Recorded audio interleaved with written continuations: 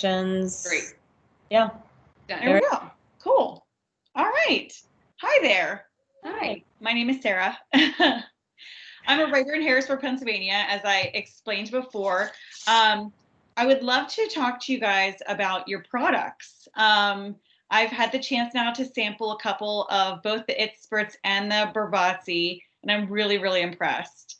I'm not a White Claw girl, but I love like real seltzer, and I'm a craft beer and a wine person. So being able to taste things that are flavorful but not sugary sweet really appeal to me.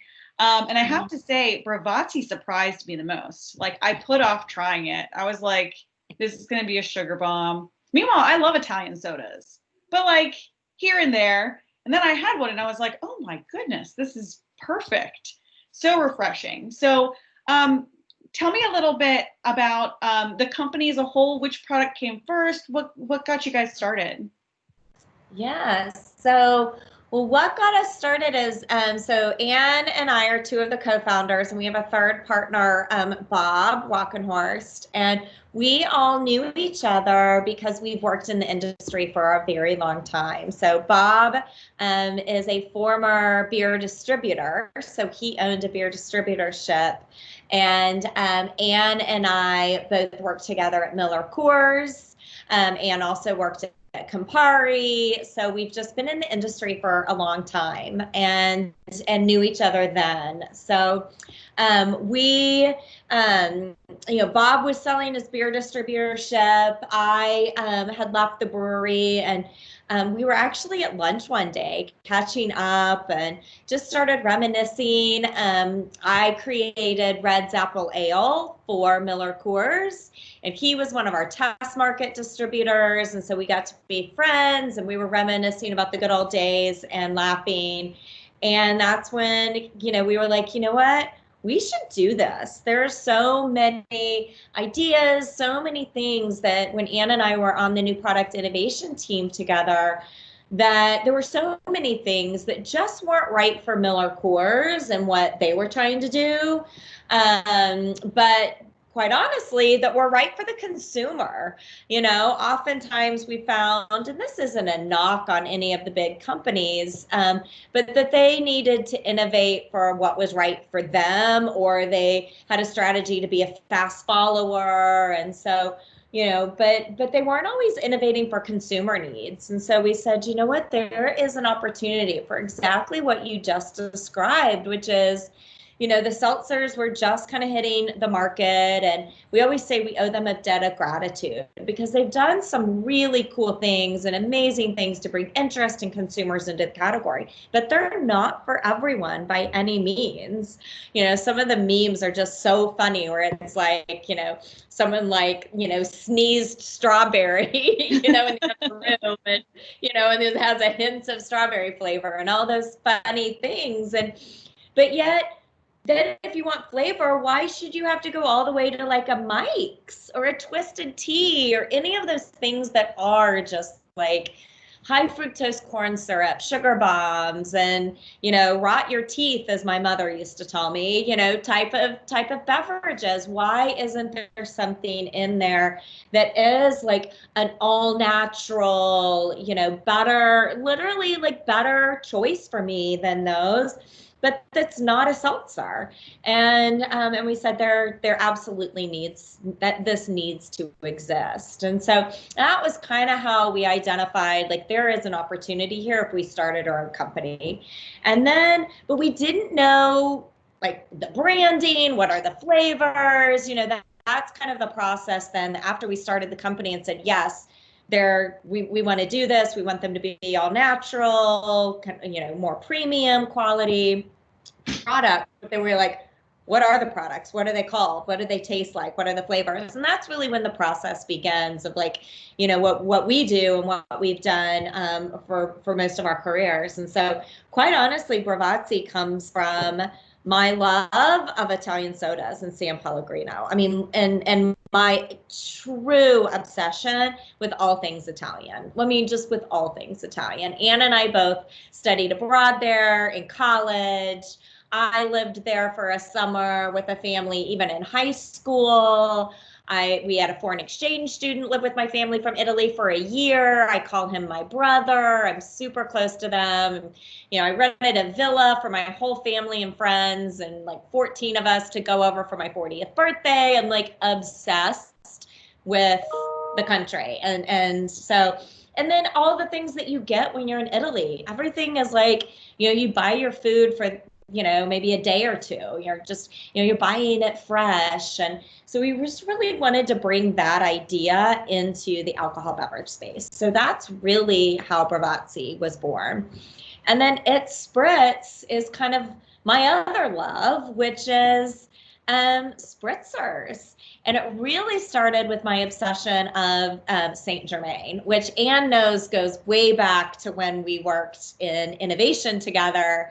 And I mean, my team just knew I was obsessed with, you know, elderflower and in particular Saint Germain. And, you know, and this was 2010. So 10 years ago, it was just like that flavor was just too out there, quite honestly. And again, too out there. I can imagine Miller Coors having an elderflower product. Can you imagine? No. Yeah, everyone was just like, I don't even know what you're talking about. But again, it was just a personal love and an obsession of mine. And so that really sparked the idea, like, you know, I would always struggle. I live by myself, and I mean, I never made those at home because what am I going to do? Open an entire bottle of Prosecco for like a cocktail or two to mix it. And so I never really got to enjoy them except when I was out or occasionally having people over. So the idea really came about, why can't we have these like cocktail spritzers in a can? We now have seltzers, essentially kind of a vodka soda, if you will, in a can. Why can't we have a spritzer ready to drink in a can that's more sophisticated, that I'm proud to hold, that looks nice and, you know, classy, but yet I can have it around the pool or on the boat. So that's really where those ideas came from. I love it. And you do hit the nail on the head about that demographic of, well, like we said, I can't imagine like a Miller Coors product with elderflower in it, but there are so many of us that crave interesting and natural flavors like that. So I just love it. So I know all this is on the website, but can you tell me about the flavors that you chose and why? Yeah, so, well, for Bravazzi, total honesty here, those are the top selling flavors for San Pellegrino. So why reinvent the wheel? They look very familiar. Yeah. I mean, we were like, consumers have voted. They've done the research already. We love I mean, blood orange is just like iconic Italian flavor. And then, you know, limonata is also, again, one of their, you know, San Pellegrino's biggest selling flavors. So that's really how the flavors came about, which is we looked and said, consumers have already voted, and we're trying to really bring that Italian soda experience into the alcohol space. And so what better brand to look to than San Pellegrino, who's been doing it successfully for years. So that's really how the flavors came about for Bravazzi, and they're all citrus flavors currently. So we really stuck with it, which is just super Mediterranean. So they're very Mediterranean inspired flavors. And then for Itz Spritz, I told you really where the elderflower citrus came from. Again, it's really meant to be like a Saint Germain spritzer ready to drink in a can. So that's kind of where that brand really started. And then quite honestly, we already had the idea for Bravazzi, which was going to be, you know, Italian. So we were trying to stick with the spritzer theme, but, you know, not necessarily do your super classic like Aperol spritz, because matter of fact, that Clementina with a little Aperol in it, stir that up, and it is like the most delicious, easiest Aperol spritz that you could possibly have. So we said, what else is out there in terms of spritzers? And we started researching, and we were like, oh, you know, there's a cucumber gin type of a spritzer. So why don't we bring that whole idea with a little bit of a twist? So we have cucumber lime twist. So it's got that little bit of hint of mint on the end. So it's really modeled after that cucumber gin spritz. And then the pear, golden pear, with just that touch of honey in there for that unique twist there. So golden pear is really modeled after like a pear secco spritz, which is typically like a pear type of vodka with like a prosecco in there as well. So we just tried to take kind of these interesting spritz cocktails, give them a little bit of a twist, and then make them ready to drink in a can.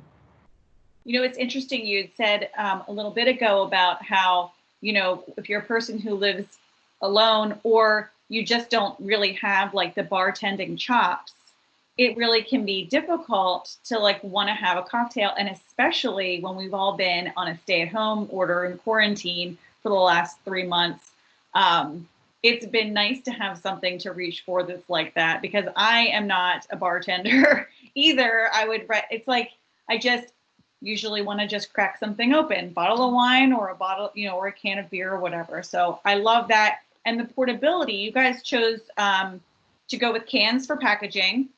I imagine partly because the trend is in that direction, portability. But are you also selling these in other formats? Like, do you sell to bars and restaurants in a keg format, or is the only way to get this like from like wholesaler or distributors? Yeah, Anne, you want to answer that? Yeah, one? Yep. We are exclusively in cans, and you're right. I mean, I think one of the things that we found is this idea that people wanted to be able to have a beverage that could accommodate their busy lives, and cans can go anywhere. There's you know, a beautiful and sophisticated can at home when you're hosting a party, or on a boat, or at you know, at a friend's barbecue. Like, there are so many ways to use it, and that versatility is something that we've really seen people gravitating toward.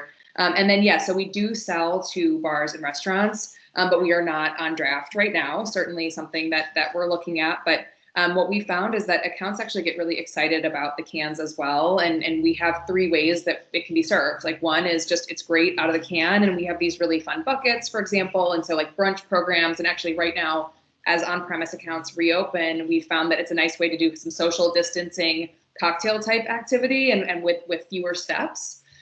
So just straight out of the can, poured over ice to be slightly elevated, and then mixed into a simple cocktail as well. So certainly we do a lot of business in bars and restaurants, but it is exclusively in the can, and then we have different ways that we can serve it. I love that. I love that brunch idea too, of a bucket of those. I'm getting inspired. So what about you guys personally? What are your favorites of them, and what are your favorite flavors of each of them? Yeah, you know, it changes for me. Like, for the longest time, and probably my go-to for Bravazzi will probably always be grapefruit. But I love grapefruit, period. Grapefruit, anything, an actual grapefruit, like, it doesn't need sugar or anything for me. I love them. So, but lately I've been obsessing over Clementina, both straight from the can, and then I've been making a lot of evening spritzers just with that Aperol, like I said. So I use them all kind of differently.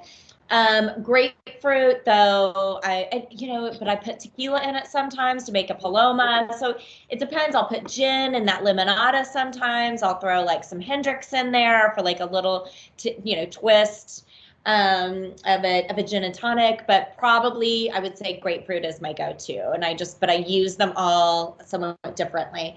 And then with Itz Spritz, again, I have different moods for different things. Sometimes I just want something like super, super light if I'm like outside and hot, and I'll go for the, cucumber lime twist.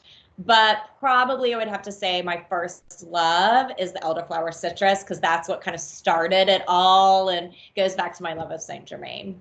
So yeah, what about you, Anne? Yeah, so for me, so I'll take a step back for just a second, which is when Sara and I were first catching up and she was telling me about the company, I wasn't looking for a job. Sara mentioned I was working at Campari. I was like a month from getting married. Like, there were a million things going on. And so I was learning about the amazing world of Jamaican rum.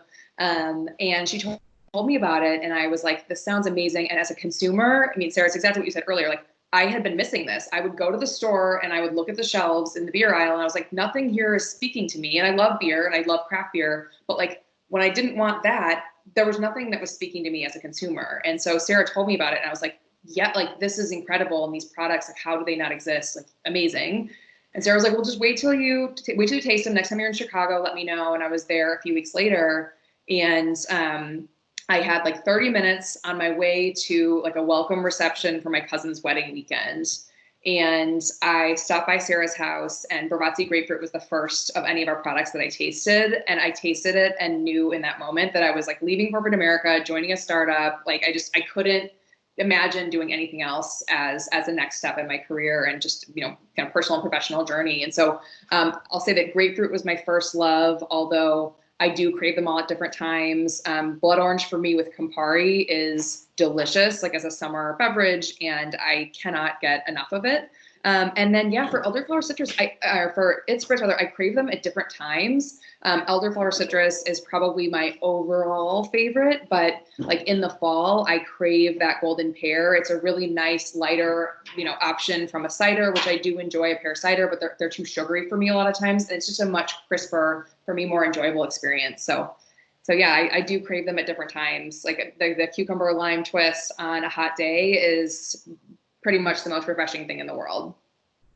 And I saw, and I think it was in the Itz Spritz video, that you guys use sugar rather than a green bill. So tell me a little bit about the process for each one of those. I assume the sodas are a malt beverage. No? Okay. Tell me all about it. Nope. So we use a cane sugar base for both. That was really, really important to us. I've worked, because I've been in the industry for so long, I've worked a lot with a malt base, and there were just inherent issues with the malt base. Yes, it's cheap, and the breweries can do it cheaply and pretty well for what it is. They've perfected it with, you know, triple ozone filters and all that stuff over the years. But you know what? You can always still taste the malt.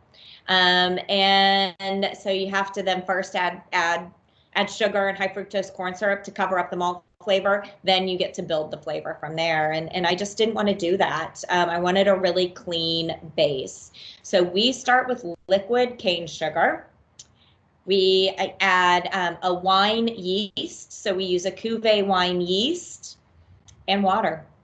But then we brew it like a beer. So you boil it, so you bring it up to temperature, you let the yeast do its thing, cool it back down, you bring it back up to temperature, wake the yeast back up until we get the desired, you know, alcohol percentage that we want. And then we get a really clean, slightly wine flavored, but really, really clean alcohol base, because it's just that, you know, all that yeast is doing is eating the sugar. And it's the cleanest sugar that you can get, which is cane sugar, not dextrose. We don't use anything. We use liquid cane sugar. And then we add in from there the natural flavorings. With Bravazzi, we do blend in fruit and vegetable juices from concentrates. And we do blend in just a smidge more for both brands, cane sugar and sparkling water. Wow, that's incredible. I don't think I realized, I think it was something else recently I saw that used cane sugar, and I didn't realize that was a fermentable product, but of course it is, it's sugar. I had not really heard of that as a base before. I know. You know, I've seen the quinoa and the millet for gluten-free products, but that is really interesting to me, and you can taste the difference. You know, I think that you guys have both were very clean products, and that's why they were appealing to me too. What are the consumers' favorite flavors? I asked yours, but I neglected what sells best for you guys. Always the variety pack. We like to try things. Let's preface it by saying the category behavior is in a 12-pack variety pack for sure. But then when it gets to our single flavors, our bestseller on Bravazzi is blood orange, followed pretty closely by grapefruit. And then on Itz Spritz, it's elderflower citrus, followed pretty closely by cucumber lime twist. Okay. What's next for you guys? Do you guys have other flavors in the works, other products? So right now, what is next for us is growth and expansion and building on what we've built. And that's really where our focus is. I mean, we absolutely anticipate that there's going to be, Clementina was a new flavor a couple of years ago that we launched. And so, but now what we're finding is we've got a really great portfolio. We have really strong flavors, and we are spending our resources on expanding our distribution, expanding our states, where we're available, those key chains and accounts where you can buy us, grocery stores, et cetera. So that is really very, very much where we're focused right now, is really just trying to get the word out about these brands and get more people exposure and get more people trying them. And how can people find your products? Yeah, so if they're looking to purchase our products, if they come to our website, there's some weird, are you guys getting a little delayed? Yeah. Okay. And so if you go on our website, scroll all the way to the bottom, we actually have an account locator, and they can just enter their zip code and it'll come up with a list of accounts where we are available. So we try to make it as easy as possible for folks to find us. Yeah. Awesome. And I guess I'm really going out of order here with questions, so forgive me, but these also have very, aside from their flavor profiles, they also have a drinkability when it comes to alcohol level. What is the ABV for each of them, and why did you choose that? Yeah, so the ABV is 4.2% on all the products, and that was chosen very simply because what we've found is consumers aren't super educated on the difference between alcohol percentages. They kind of know that there's beer, wine, and hard alcohol, but they don't really, know the difference between all of that. So we wanted a reference point, and all light beer is 4.2%. And so because you can't taste the alcohol in any of our products, we wanted to be able to say to consumers, it's the same as a light beer, so regulate yourself the way you would a light beer. And just make it really simple with that reference point for consumers. That's great. And I like it because I do understand, because, I've fallen victim to having too many of the too high ABV craft beers and then hate myself. But I like to drink more than one of something, or at least like to have something that has the ability that I can have more than one of them. Ideally, I'm not a fan of sitting down for a super high ABV beverage that you think tastes great, and then like halfway through you're like, oh, well, I'm not doing anything else today. Exactly. And that's one of the reasons that we also promote both brands, using them as a mixer. Like, hey, there's a time and the place where you're doing gardening and you're outside on a hot day and they go down super easy. But then there's a time, sometimes, especially quarantine life, where, as Ann and I keep saying, there's something, I'm in my dining room right now, I'll walk 10 feet to my living room. It doesn't feel much different, but there is something about like that evening ritual of like a cocktail to like punctuate the end of that day and the entering of a new day. But I mean, I'm not going to the grocery store. At least I wasn't very often. So like I wasn't having cocktail ingredients, but to be able to just crack open a limonada and literally just chug a little bit of gin in there, stir it up in my wine glass, throw some ice in, and have like a really simple cocktail, because I know I'm only going to have one. So we wanted that versatility, and that was something that was really important to us, because we see that consumer behavior, even pre-quarantine life, was, something that really interested consumers, was the versatility. We always we like to talk about when we're kicking off with a distributor that, the world when I was growing up in terms of coming of age and turning 21 and discovering alcohol, it was like you had beer occasions, you had wine occasions, and you had spirits occasions. And almost never did they mix. We had all the sayings basically telling us not to mix or you were going to get sick.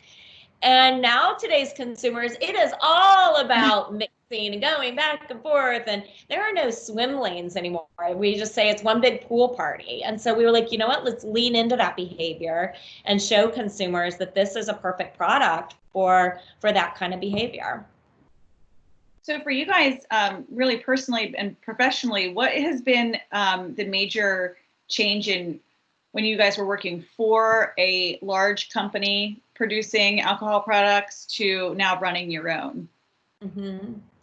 So many things. I mean, I'm sitting here with wet hair in a sweatshirt that says vacation. I mean, so much has changed from my corporate America life to, you know, I got a workout in this morning. Yeah, I mean, and that's the lovely thing. Anne, you know, has a 7-month-old. I have a, you know, puppy who rips things up. It's, you know, so much of just our life is so different in like a positive way, of what, you know, we can work together and work out our schedules. I mean, that's kind of the obvious piece. So even when, you know, pre-quarantine, Anne and I were on the road constantly, pretty much every week. We're both, you know, 100,000-mile flyers with United, you know, every year. We spend a lot of time in the market, but when we're home, we work from home anyway. And so I think that's just been an obvious difference, you know, no commute time, all of those things. We can make time for ourselves and our workouts.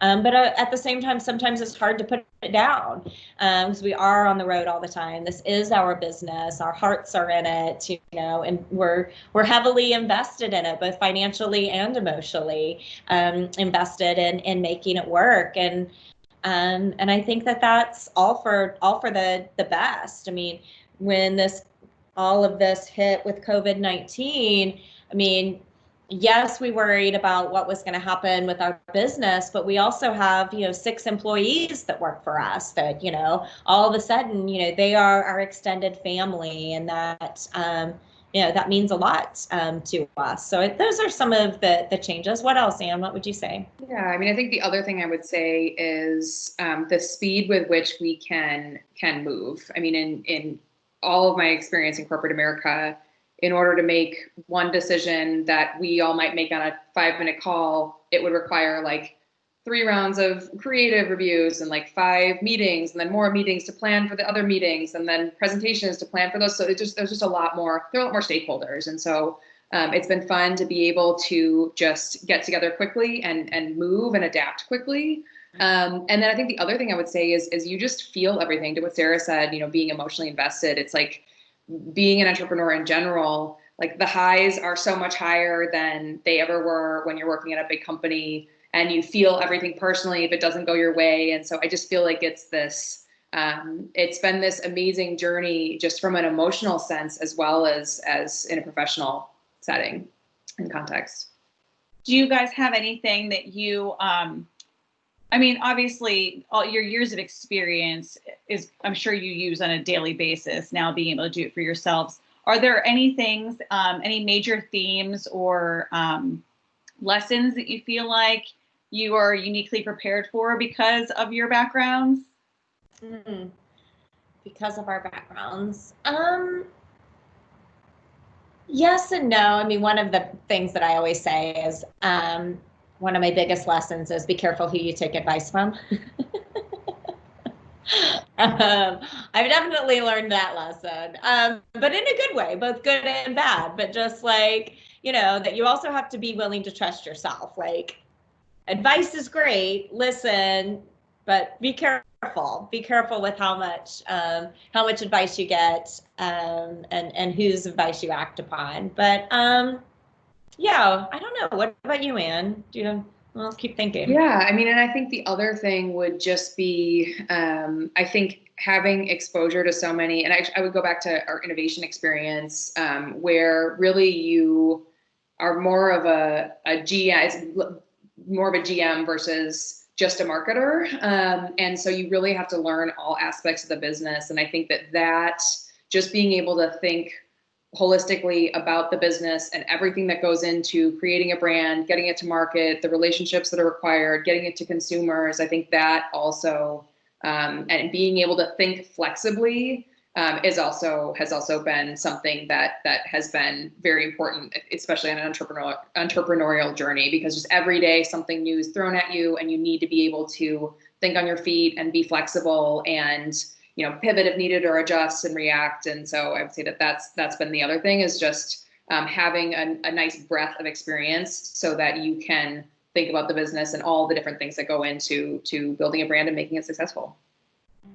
Speaking of pivoting, I think that's something every business owner has been sort of dealing with in the last 3 months. And obviously there's the, the lack of travel for you guys, but have there been any other challenges you guys have had through the last 3 months dealing with this for your product? Yeah, our folks weren't able to get out and sell, and that was really hard. We rely on our teams to supplement the work of distributors, and have those relationships with the distributors. But our team is out there, every day calling on accounts and selling in, okay, we may have distribution that the distributor got us in the account, but now we need that display, we need, visibility.